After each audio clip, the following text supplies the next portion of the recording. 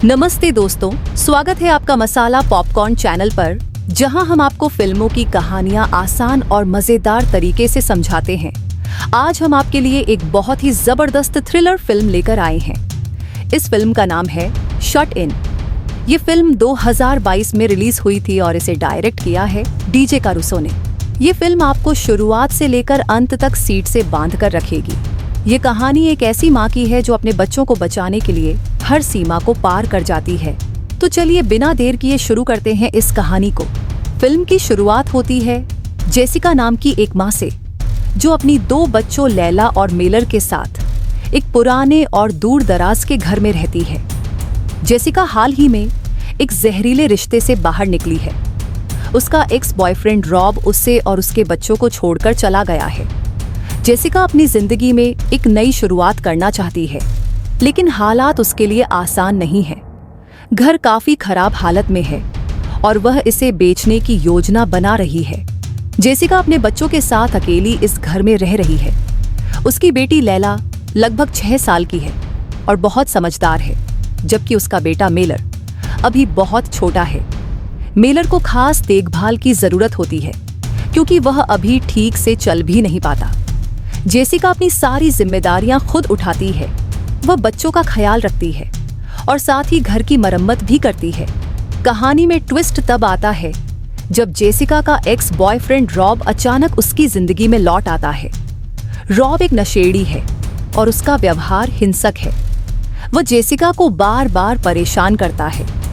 Jessica उससे बचने की कोशिश करती है और कहती है कि वह उसकी जिंदगी से दूर रहे, लेकिन रॉब अपनी हरकतों से बाज नहीं आता।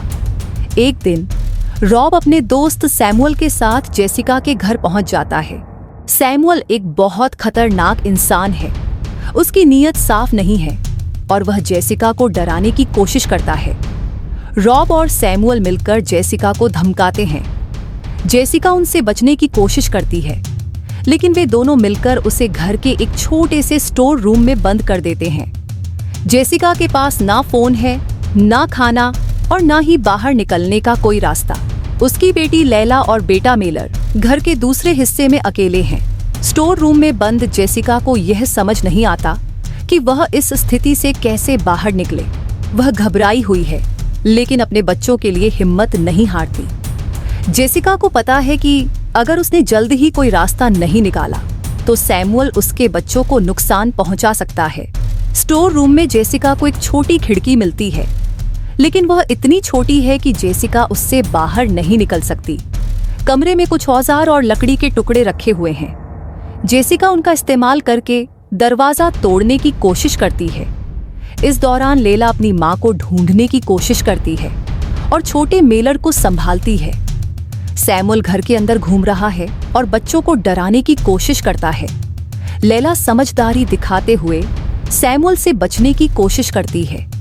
वह अपनी माँ की आवाज सुनने की कोशिश करती है। जेसिका अपने बच्चों की चिंता में परेशान है, लेकिन वह खुद को कमजोर नहीं पड़ने देती। कहानी में सस्पेंस तब बढ़ जाता है जब सैमुअल बच्चों को नुकसान पहुंचाने की धमकी देता है। जेसिका अंदर ही अंदर डरती है, लेकिन वह अपनी हिम्मत बनाए रखती है। वह स्टोर रूम से बाहर निकलने के लिए एक मजबूत योजना बनाती है। वह लकड़ी और औजारों का इस्तेमाल करके दरवाजा तोड़ने की कोशिश करती है। इस दौरान सैमुअल घर के अंदर खाना ढूंढता है और बच्चों पर नजर रखता है। लैला अपनी माँ को आवाज लगाती है और उससे मदद मांगती है।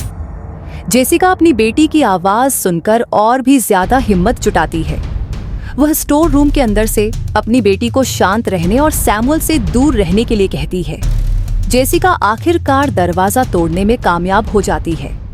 वह स्टोर रूम से बाहर निकलती है, लेकिन बाहर निकलते ही उसे सैमुअल का सामना करना पड़ता है। जेसिका अपने बच्चों को बचाने के लिए सैमुअल से लड़ाई करती है।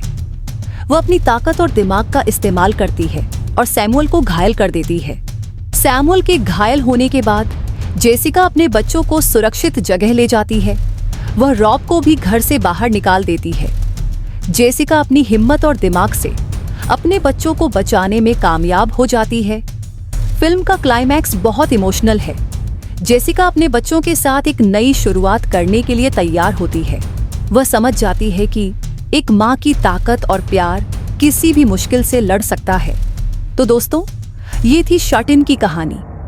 ये फिल्म हमें सिखाती है कि चाहे हालात कितने भी मुश्किल क्यों ना हो, हिम्मत और प्यार से हर मुश्किल को हराया जा सकता है। अगर आपको हमारी यह कहानी पसंद आई हो तो चैनल को सब्सक्राइब करना ना भूलें। अगली बार हम एक और दिलचस्प फिल्म की कहानी लेकर आएंगे। तब तक के लिए धन्यवाद।